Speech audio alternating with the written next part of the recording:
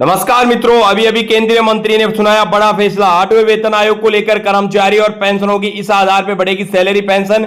1 अप्रैल 2025 से सभी कर्मचारी पेंशनों को नई पेंशन के भुगतान को लेकर बड़ी खुशखबरी। मार्च महीने की सैलरी पेंशन लेकर केंद्र सरकार की तरफ से आया बड़ा अपडेट। रिटायर्ड कर्मचारी और पेंशन भोगियों की पेंशन बढ़ चुकी है। जी हां दोस्तों, कितनी बढ़ के जमा होगी 30 तारीख को और कितना एरियर आपको मिलने वाला है, सभी जानकारी दोस्तों इस वीडियो के माध्यम से आपको बताऊंगा और आपके साथ शेयर करूंगा। सबसे पहले रिक्वेस्ट करूंगा, वीडियो अपनी तरफ से एक लाइक कर दीजिए। चैनल पर नए हो तो चैनल को सब्सक्राइब अवश्य कर ले, क्योंकि चैनल गवर्नमेंट, केंद्रीय कर्मचारी, भूतपूर्व सैनिकों से जुड़ी जानकारी और पेंशन भोगियों से जुड़ी जानकारी, अन्य डिपार्टमेंट के कर्मचारी और पेंशनों से जुड़ी जानकारी दोस्तों इस चैनल के माध्यम से आपको देखने को मिलती रहती है। तो कुछ ऐसी आ चुकी है बड़ी अपडेट। 18 मार्च डीएडीआर को लेकर 3 दिन बाद केंद्रीय कर्मचारी और पेंशनों को मिलेगा लाखों का एरियर। क्या है बड़ा अपडेट? संसद से उठा मुद्दा। भारत सरकार के कर्मचारी और पेंशनों के लिए एक बार फिर से बहुत ही बड़ी खुशखबरी आ चुकी है। चले दोस्तों, पूरी जानकारी आपको इस वीडियो के माध्यम से दी जाएगी। पहली बड़ी अपडेट की तरफ चलते हैं। 8वें कमीशन को लेकर केंद्रीय कर्मचारी और सैलरी पेंशन में बढ़ोतरी को लेकर सरकार का एक नया ही अपडेट सामने आया है, जिससे केंद्र सरकार के कर्मचारी और पेंशनों के लिए राहत भरी खबर आ चुकी है। 8वें वेतन आयोग लागू होने के बाद लाखों कर्मचारी की सैलरी पेंशन में अच्छा इजाफा देखने को मिला है।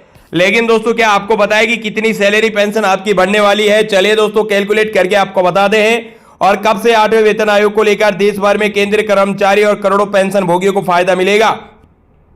देश भर के 1 करोड़ से केंद्रीय कर्मचारी और पेंशन भोगियों को लंबे समय से 8वें वेतन आयोग का गठन का इंतजार कर रहे थे। इसे लागू होने के बाद उनकी बेसिक सैलरी को लेकर, अन्य भत्तों को लेकर इजाफा करने को भारत सरकार के बीच में एक बड़ी अपडेट आ चुकी है। वित्त मंत्री निर्मला सीतारमण संसद में एक बड़ा अपडेट जारी किया है। चलिए दोस्तों, वित्त मंत्री निर्मला सीतारमण ने 8वें कमीशन को लेकर गृह मंत्रालय और रक्षा मंत्रालय, कार्मिक मंत्रालय, परीक्षण विभाग ने, डीओपीटी समेत कई मंत्रालयों ने इनपुट मांगे गए हैं, जिस आयोग की सिफारिश में आने पर सरकार द्वारा स्वीकार करने के बाद उनकी सैलरी पेंशन में पूरी तरीके से बदलाव कर दिए जाएंगे। किसी के साथ भेदभाव नहीं किया जाएगा। दोस्तों, कर्मचारी की भी सैलरी पेंशन बढ़ेगी तो रिटायर्ड कर्मचारियों की भी सैलरी पेंशन बढ़ेगी, यानी पेंशनों को ज्यादा फायदा होने वाला है। कैसे होने वाला है वो आपको मैं बताऊंगा वीडियो के अंत में। चलिए दोस्तों, उन्होंने बताया कि भारत में करीबन 36 लाख केंद्रीय कर्मचारियों को 1 मार्च 2025 तक 33,91,00,000 पेंशन भोगियों को 31 दिसंबर 2023 तक थे। इसके अलावा डिफरेंट पेंशन भोगी उनके पेंशनों भी वेतन आयोग का लाभ मिलेगा।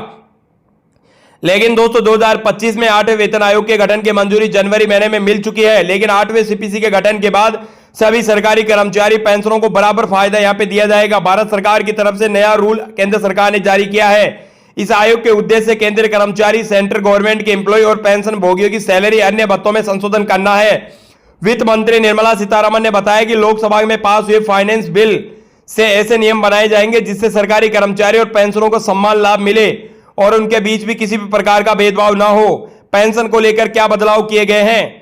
दोस्तों, वित्त मंत्री निर्मला सीतारमण ने बताया कि 1 जनवरी 2016 से पहले के बाद रिटायर हुए सभी कर्मचारी पेंशनों को समान पेंशन मिल रही थी। लेकिन नए नियमों के तहत किसी भी पेंशनों को मौजूदा पेंशन की राशि में कोई बदलाव नहीं किया गया, जिसके तहत रक्षा पेंशनों के कोई भी असर नहीं पड़ेगा, क्योंकि उनका अलग से नियम लागू यहाँ पे किया जाएगा। अब 8वें वेतन आयोग को जल्दी गठन पर प्रक्रिया पर केंद्र सरकार की तरफ से क्या बयान आया है? कम से कम 2 सदस्यों वाली कमेटी का गठन किया जाएगा। यह कमेटी सभी के बीच पक्षों में रखी जाएगी और सैलरी पेंशन में संशोधन किया जाएगा। अब दोस्तों, इसी को लेकर सिफारिश दी गई, जिसके बाद सरकार ने सिफारिश पर विचार करते हुए अंतिम निर्णय लिया गया।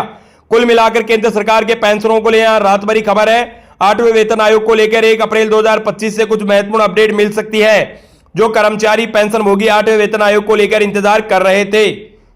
चले दोस्तों, भारतीय कर्मचारी डीए हेल्थ को लेकर बड़ा अपडेट। 3 नहीं 4% तक महंगाई भत्ता भी बढ़ सकता है, लेकिन कर्मचारी पेंशनों की सैलरी पेंशन उतनी ही होगी।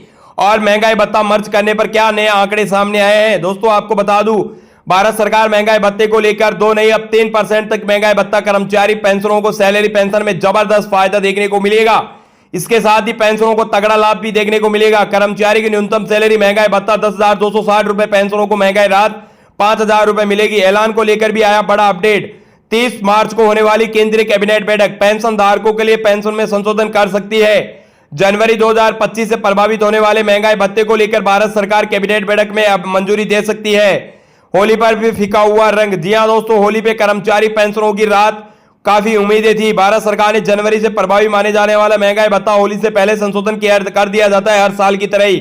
लेकिन इस बार कर्मचारी को महंगाई भत्ता नहीं मिला और कर्मचारी को महंगाई भत्ते डीए की घोषणा भी देरी का सामना करना पड़ा। अब कर्मचारी को और इंतजार नहीं करना पड़ेगा।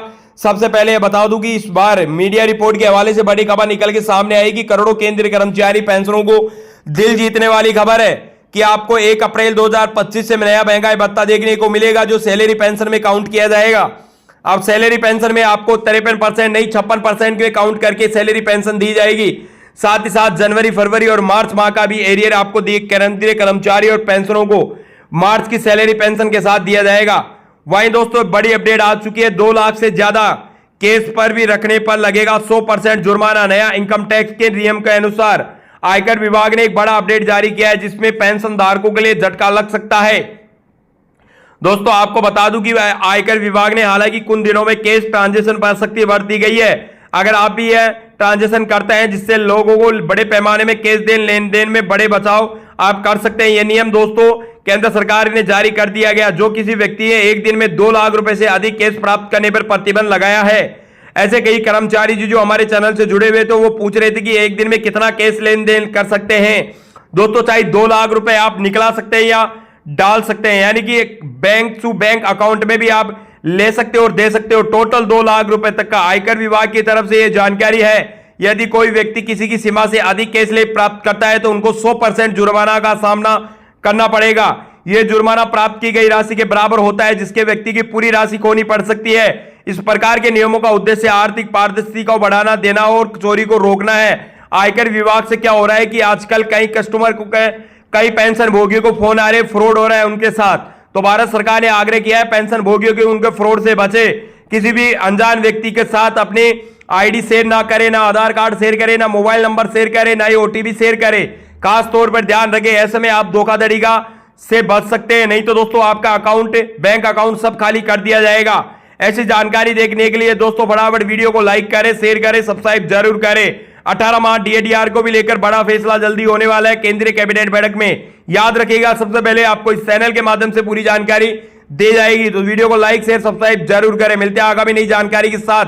पेंशन से जुड़ी, एरियर से जुड़ी किसी भी प्रकार की प्रॉब्लम है तो नीचे कमेंट सेक्शन में कमेंट करके हमें बताइए, हमारी टीम द्वारा आपका पूरा सॉल्यूशन किया जाएगा। जय